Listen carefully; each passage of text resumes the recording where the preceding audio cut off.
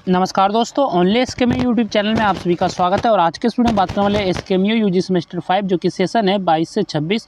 और आज के इस वीडियो में हम लोग कवर करने वाले जियोग्राफी मेजर पेपर 10 के सेट 2 देखने वाले। इसके पहले मैंने सेट 1 का वीडियो बना दिया, अगर आपने उस वीडियो को नहीं देखा है तो आप हमारे चैनल से जाकर देख सकते हैं, या फिर इसी वीडियो के डिस्क्रिप्शन में आपको प्लेलिस्ट का लिंक मिलेगा, वहाँ से जाकर सभी वीडियो को आप सीक्वेंस में फॉलो कर सकते हैं।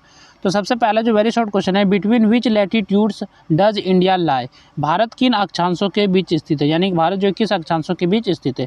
तो भारत लगभग जो है 8 डिग्री 4 मिनट उत्तर अक्षांश से 37 डिग्री 6 मिनट उत्तर अक्षांश के बीच स्थित है, और जिससे जो है देश उष्ण कटिबंधीय और उपोष्ण कटिबंधीय जलवायु क्षेत्र में आता है। और इसको जो पढ़ते हैं, जैसे कि 8 डिग्री और 4 पे अगर 1 डैश है तो इसको हम लोग मिनट पढ़ते हैं, ठीक है। 2 डैश रहता है तो वो सेकंड होता है।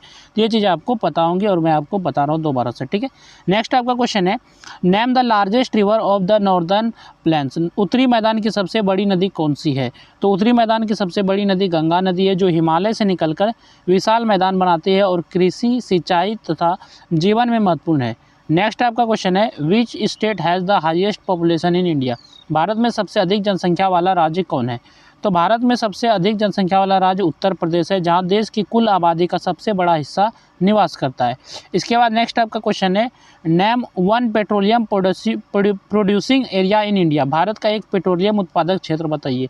तो name one petroleum producing area in India, तो भारत का एक पेट्रोलियम उत्पादक क्षेत्र बताना है आपको। तो भारत का एक प्रमुख पेट्रोलियम उत्पादक क्षेत्र मुंबई हाई है, जो अरब सागर में स्थित अप तटीय क्षेत्र है और देश का मुख्य तेल स्रोत माना जाता है। नेक्स्ट आपका क्वेश्चन है, name one major tourist place of Jharkhand, Jharkhand का एक प्रमुख पर्यटन स्थल बताइए।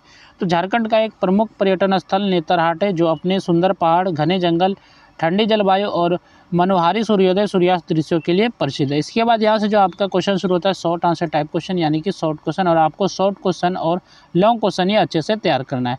तो क्वेश्चन नंबर 2 है, जो कि पहला शॉर्ट क्वेश्चन है, explain the natural vegetation of India, Bharat की प्राकृतिक वनस्पति की व्याख्या कीजिए। तो भारत के आपको प्राकृतिक वनस्पति का व्याख्या करना है। तो प्राकृतिक वनस्पति का अर्थ है उन पेड़ पौधों से जो बिना मानव हस्तक्षेप के प्राकृतिक रूप से उगते हैं। और भारत की प्राकृतिक वनस्पति बहुत विविध है, क्योंकि यहाँ जलवायु, वर्षा, मिट्टी और स्थलाकृति में काफ़ी भिन्नता पाई जाती है। इन्हीं कारणों से भारत में अलग अलग प्रकार के वन मिलते हैं।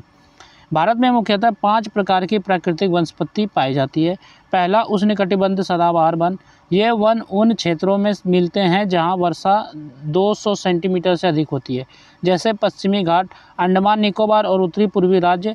इन वनों में साल भर हरियाली रहती है और पेड़ बहुत ऊंचे होते हैं। दूसरा, उष्णकटिबंधीय मानसूनी या पर्णपाती वन, ये भारत के सबसे व्यापक वन है। यहाँ वर्षा मध्यम होती है और पेड़ गर्मी में पत्ते गिरा देते हैं। साल, सागौन, शीशम आदि प्रमुख वृक्ष है। तीसरा, कांटेदार और झाड़ीदार वन, ये कम वर्षा वाले क्षेत्रों जैसे राजस्थान और गुजरात में पाए जाते हैं। यह बबूल, कीकर और कांटेदार झाड़ियाँ मिलती है। चौथा, पर्वतीय वन, हिमालय के ऊंचे क्षेत्रों में ऊंचाई के अनुसार वन बदलते रहते हैं। नीचे चौड़ी पत्ती वाले पेड़ और ऊपर देवदार, चीड़ जैसे शंकुधारी वृक्ष मिलते हैं। पांचवा, मैंग्रोव वन, ये समुद्री तटीय डेल्टा क्षेत्रों जैसे सुंदरवन में मिलते हैं और खारे पानी में उगते हैं। इस प्रकार भारत की प्राकृतिक वनस्पति जलवायु और वर्षा के अनुसार विभिन्न रूपों में दिखाई देती है और पर्यावरण संतुलन में महत्वपूर्ण भूमिका निभाती है। नेक्स्ट आपका शॉर्ट क्वेश्चन है, right about the literacy pattern of India, Bharat के साक्षरता पैटर्न लिखिए। तो भारत के साक्षरता पैटर्न क्या है। तो साक्षरता का अर्थ है पढ़ने, लिखने और समझने की क्षमता। भारत में साक्षरता पैटर्न का अध्ययन यह बताता है कि देश के विभिन्न क्षेत्रों, लिंग और सामाजिक वर्गों में शिक्षा का स्तर समान नहीं है। जनगणना के अनुसार भारत में साक्षरता दर समय के साथ लगातार बढ़ी है, क्योंकि सरकार ने शिक्षा के प्रसार के लिए अनेक योजनाएं चलाई है। भारत में पुरुषों की साक्षरता दर सामान्यतः महिलाओं से अधिक रही है। इसका मुख्य कारण पहले समाज में लड़कियों की शिक्षा पर कम ध्यान दिया जाना था, यानी कि शिक्षा पर कम ध्यान दिया जाना था, परंतु अब बेटी पढ़ाओ जैसी योजनाओं और जागरूकता से महिला साक्षरता तेजी से बढ़ रही है, ठीक है। क्षेत्र दृष्टि से भी साक्षरता में अंतर पाया जाता है। केरल, दिल्ली, हिमाचल प्रदेश और तमिलनाडु जैसे राज्यों में साक्षरता दर बहुत अधिक है, क्योंकि वहाँ शिक्षा सुविधाएं अच्छी है और सामाजिक जागरूकता भी अधिक है।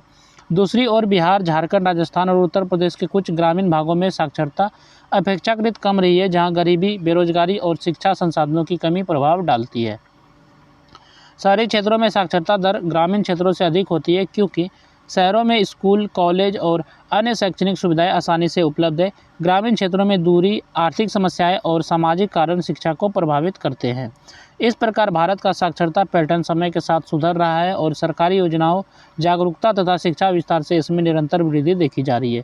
इसके बाद यहाँ से आपका ग्रुप बी शुरू होता है, जो कि लॉन्ग आंसर टाइप क्वेश्चन है, यानी कि लॉन्ग क्वेश्चन है, और इसको आपको अच्छे से तैयार करना है, लॉन्ग क्वेश्चन और शॉर्ट क्वेश्चन को भी। ठीक है, सबसे पहले बात कर ले पीडीएफ। तो पीडीएफ मैंने टेलीग्राम चैनल पे भेज दिया है, अगर आपने नहीं देखा है तो आप वहाँ से ढूंढ के देख सकते हैं, या फिर इसी वीडियो के डिस्क्रिप्शन में आपको पीडीएफ का लिंक मिलेगा, तो उस पीडीएफ के लिंक पर आप क्लिक करेंगे तो आप इसी पीडीएफ पर रिडायरेक्ट हो जाएंगे और वहाँ से आप इसको पढ़ सकते हैं। तो लॉन्ग क्वेश्चन के सिर्फ क्वेश्चन देख लेते हैं। तो क्वेश्चन नंबर 4 है, जो कि लॉन्ग क्वेश्चन है, discuss the soils of India and there distribution.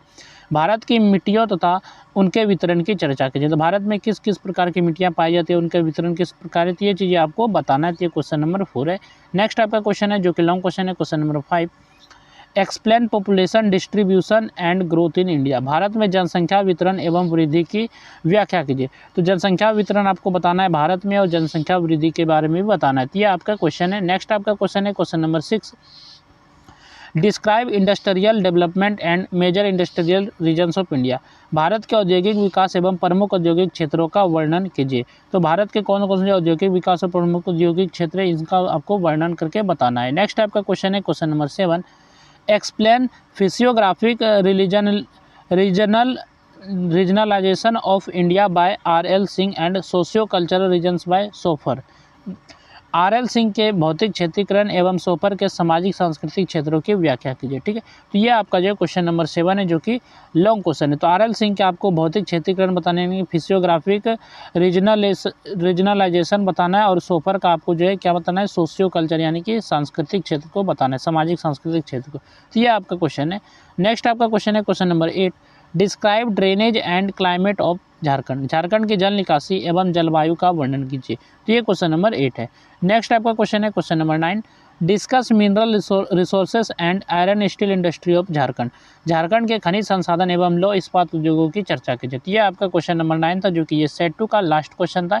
इसके बाद और एक सेट जो है सेट 3 का भी वीडियो कोशिश करेंगे बना देंगे, अगर नहीं बनेगा तो उसका पीडीएफ आपको जो है टेलीग्राम पे मिल जाएगा। ठीक है, तो चलिए फिर मिलते हैं नेक्स्ट वीडियो में। इस वीडियो में बस इतना ही।